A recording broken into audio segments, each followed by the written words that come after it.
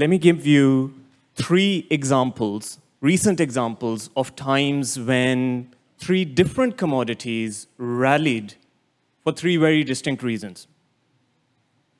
Example number one, September 2019, Indonesia announces an export ban on the export of nickel ore being the raw form of nickel. Now, Indonesia is one of the biggest suppliers of nickel worldwide, and the country announcing a ban on the export of nickel ore suddenly told the markets that the market is going to be undersupplied, there's going to be tightness in nickel supply, and therefore the price of nickel rallied. Consider example number two. Start of 2021, there's an outbreak of swine flu in China.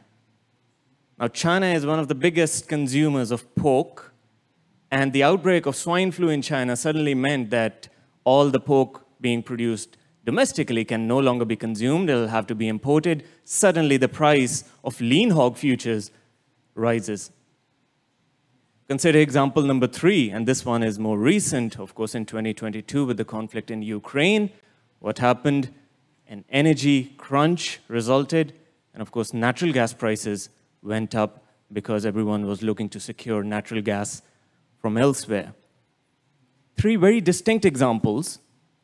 In each of those cases, the price rallied very quickly, and perhaps after the event came back to normal, if you like, pre-event levels. If you were tactically inclined to capture that performance, you may have done well to time the entry and the exit, but of course that would have been difficult.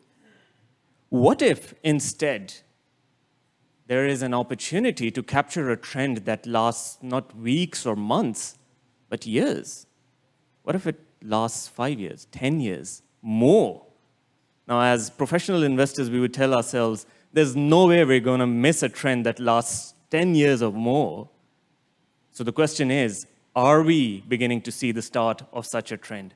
Are we in a commodity supercycle? Now, in the last decade, in the previous decade, the 2010s, there wasn't much talk about a commodity supercycle because look at what commodities were doing. So the gray highlighted bit shows the relative performance of commodities compared to other conventional asset classes. And we can clearly see commodities were not hugely impressive. 2013, 14, 15, in the middle of the decade, slightly better performance, but nothing particularly to write home about. 2016 was an anomalous year, strong performance relative to other asset classes, but again, that wasn't sustained until the pandemic happened. And of course, in 2021, 2022, the strong performance was actually repeated for 2 consecutive years. And this term, supercycle, started to trend in the investing circles. Are we in a commodity supercycle? Is the asset class back? So the question now is, if this performance is going to persist for 5, 10, 15 years, maybe more, what are going to be the drivers of it, and which parts of the commodity spectrum might benefit?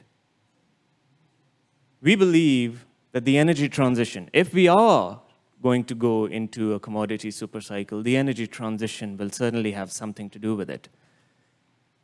Consider, no matter where you look in the spectrum of energy transition applications, so at the top you see various things that we need to build in order to make the energy transition a reality.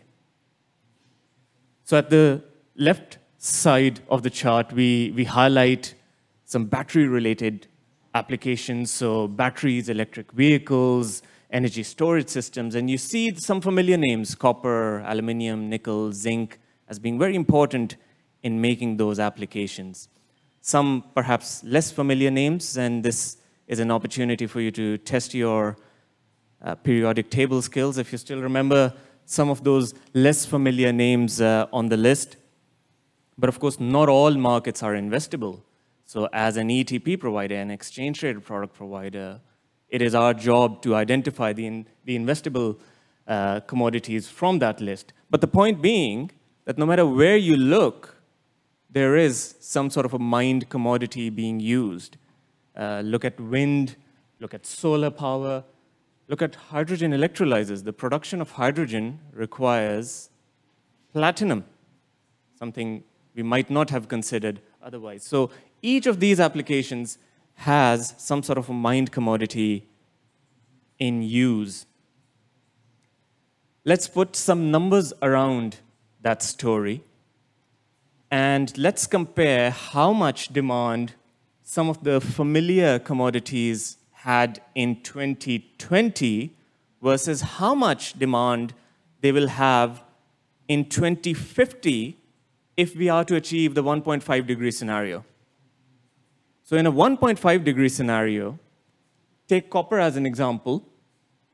The annual demand of copper rises to 68 million tons by 2050. In 2020, it was only 28 million tons.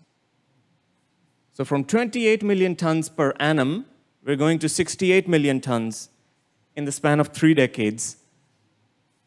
And this demand is being driven by all of these applications like charging infrastructure, electric vehicles, energy storage systems, solar and wind power.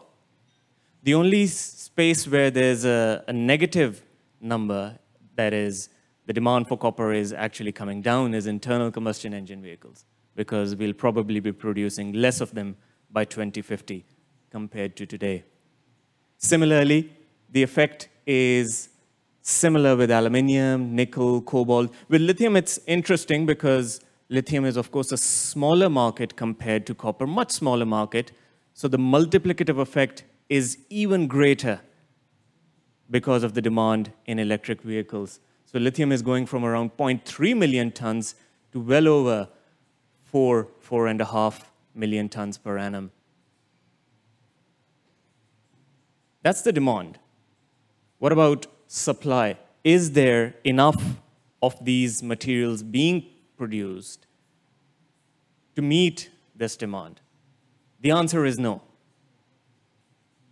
So based on current levels of production, by 2030, we are most likely facing supply shortages or supply gaps, as the chart shows. So supply gap in percentage terms is how much shortage relative to demand is there in percentage terms. And we see that for each of these commodities, we are facing a supply shortage within the end of the decade, by the end of the decade.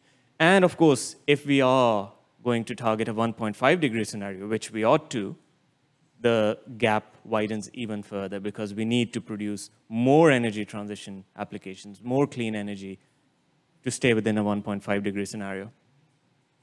So what do we need to do? We need to invest. We need to invest in more capital expenditure going into mining of these materials. In the previous decade, the trend has generally been downward. So we see that capital expenditure going into mining activity has been on the decline. Why? Well, because the price incentive has just not been there. The demand incentive has just not been there. We saw at the very first slide that commodity prices were weak, and therefore that didn't necessarily incentivize the investment into new mining of these materials. Whereas now, with the energy transition, where demand suddenly breaking that trend, supply is being incentivized as well. So again, if we continue along the current path, supply continues to decline and we face those supply shortages, but we need to break that trend if we are serious about the 1.5-degree scenario. And the reason why there's this sense of urgency to do that is because you can't just invest in a project and expect new supply to become available overnight. For most of these projects, there is a lead time.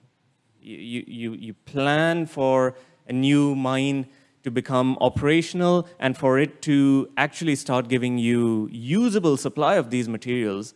Sometimes you're looking at 6 to 8 to 10 years, depending on what commodity you're actually investing in. So again, if we're looking at 2030 as the point that we need to have addressed that supply deficit, we need to invest today, because otherwise we'll be facing shortages. Now, China, of course, since the start of this year, there was a lot of excitement about China being that catalyst that might lift commodity prices once again. A lot of interest certainly in January, when people were very excited about the potential demand impact on copper and so forth. Then in February and March, a lot of investors were a little bit disappointed because the economic data just wasn't coming through from China. But now in April, that's starting to change again. That economic data is beginning to come through. And of course, China is very important in any commodity conversation because it is by far the biggest consumer of commodities worldwide. So on the chart here, we show the percentage consumption of China in a number of different commodities relative to the largest economy in the world, the US. And we see that Chinese consumption completely dwarfs the consumption of the US in pretty much all of the commodities shown here.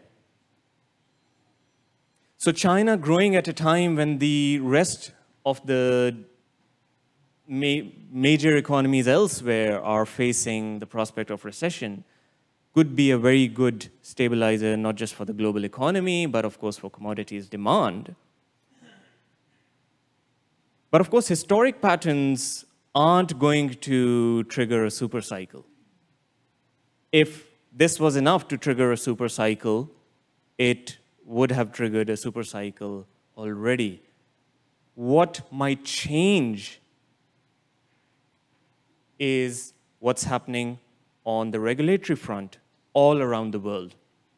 In the US, we know that the Inflation Reduction Act has come out. The Inflation Reduction Act, we can see, is very heavy on a number of clean energy applications. So we see the subsidies for electric vehicles, clean energies, energy storage, hydrogen, batteries and renewables. A lot of investment that wasn't there before, and of course Europe will have to respond with something comparable, otherwise they will lose their competitive edge. China is investing themselves in the energy transition. And the regulatory support, in our view, really paves the way for all of these industries to truly thrive. And when those industries will thrive, they will demand more commodities. And so this could be that turning point for commodities demand that we have not had in the past. In Europe, we've got the emissions trading scheme. So the regulator is putting a price on greenhouse gas emissions. This is a very encouraging thing because it's making it more expensive to put greenhouse gases into the atmosphere. This chart is showing the price of those emissions over time. So in 2017, the price of putting 1 metric ton of CO2 or CO2 equivalent was around €5. Today, it's close to 100 euros. Is that chart ever going down? Well, hopefully not, because that would defeat the purpose.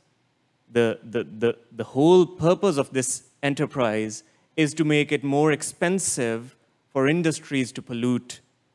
And how is the regulator doing that? It's doing that by design increasing demand. So how can the regulator increase demand for carbon allowances? Well, they can include more sectors within the regulation. So shipping, transportation, buildings, those sectors that weren't covered in the past will, by regulation, need to hold allowances for their emissions. That's increasing demand. And they will decrease supply just by issuing fewer of these things.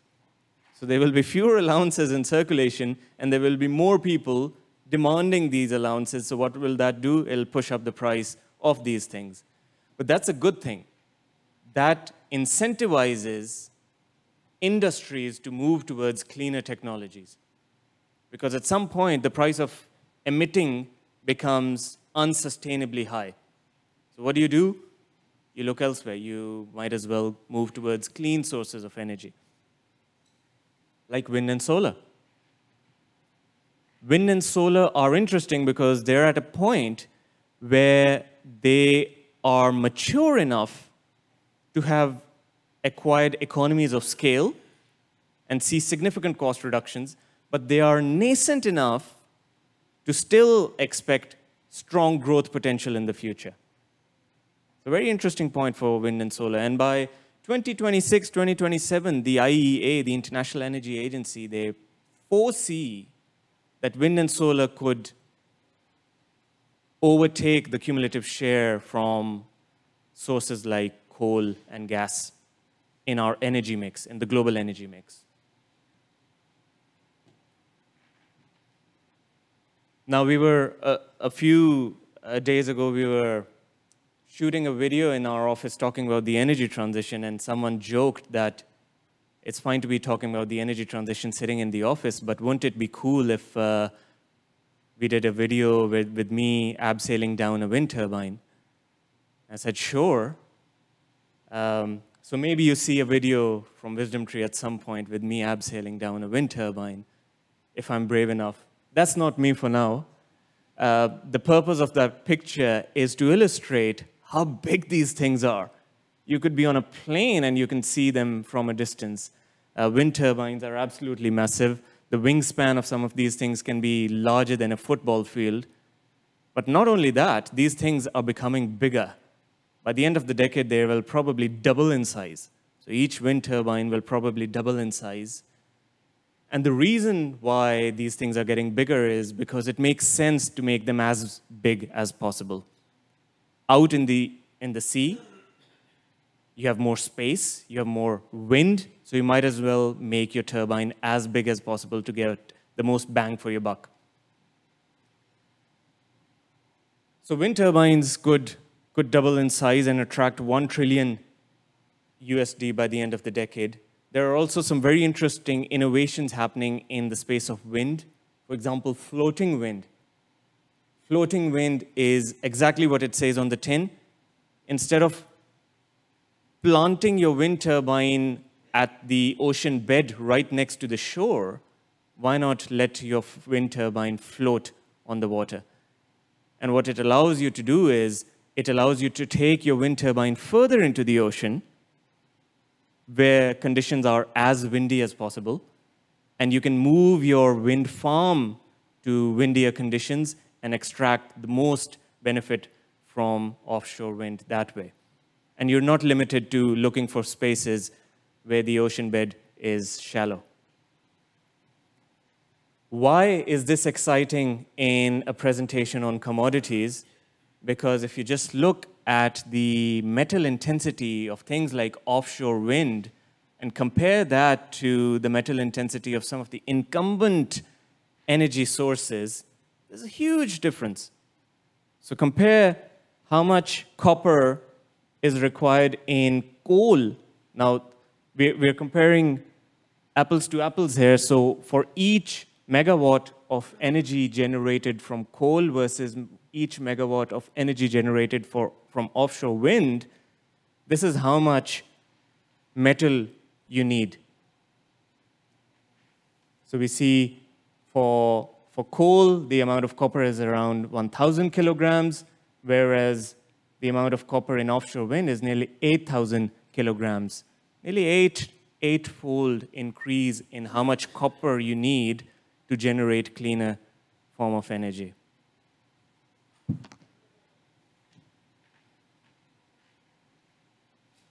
Electric vehicles. Electric vehicles reached an interesting milestone at the end of 2022, $1 trillion USD in sales. 1 trillion. More than half of that 1 trillion came in the preceding 18 months. That's how quickly the trend is accelerating. It was interesting at the start of this year, if you were following Toyota's updates, there was news coming out of Toyota saying that the CEO at the time he voiced skepticism about electric vehicles, and then a few weeks later, he resigned. So someone probably from the board sat down with him and said, "Thank you, sir, for your service, but we need to have a strategy in this market because clearly we've missed out on a $1 trillion opportunity here." Why are electric vehicles so important in a presentation on commodities? Again, every single electric vehicle compared to a comparable internal combustion engine car requires 6 to 7 times more metal to make. So again, we see 3 to 4 times the amount of copper, and similarly with lots of other metals like lithium, cobalt, and so forth. So as the world makes more electric vehicles, as the world looks to charge those electric vehicles and hopefully run them on renewable energy, all of these things will require more commodities. And these are sources of demand that just weren't there in the past. Battery storage, of course, you don't want your electric vehicle to be running on fossil energy. You want it to be running on renewable energy. Now, renewables are an intermittent source of energy in that what happens when the sun isn't shining and the wind isn't blowing? Well, ideally, you've got an energy storage facility that can store energy that you produced on a sunny day or a windy day. And the International Energy Agency foresee that by 2030, we need energy storage capacity to increase by a multiple of 17 if we are to remain on track for our net zero targets. But of course, commodities are still a cyclical asset class. So we can talk about these long-term and exciting stories, but then you might say, Mobeen, you're telling us that there's strong demand for these industrial metals, but I can see industrial metals are still down year to date. What's going on? Well, what's going on is commodities are still a cyclical asset class, and they aren't immune to what's happening in the global economy. They aren't immune to what the Fed is doing. They aren't immune to the prospects of recession. And those sorts of things are being priced in today. The energy transition is not being priced in today. It was interesting conversations with investors in 2021 when commodities were doing very well. Many investors asked us, is the energy transition, when we used to talk about the energy transition and show similar charts 2 years ago, investors used to ask us, is the recent price performance telling us that the energy transition story 10, 20, 30 years from now, is that priced in today? And we said no. What's being priced in today is just COVID lockdowns and supply tightness. What might happen to prices in 20 years, 30 years' time, and the demand-supply dynamics, it's impossible to price that in today. And performance in 2022 has confirmed that thesis, that markets aren't pricing in the potential and the supply-demand dynamics that might unfold in the coming decades right now. Silver? Well, silver is interesting. So we talked about solar power. What's the one commodity in the world that's perhaps a better electrical conductor than copper? Well, that's silver. Now, silver is considered a precious metal, but draws more than half of its demand from industrial applications even today.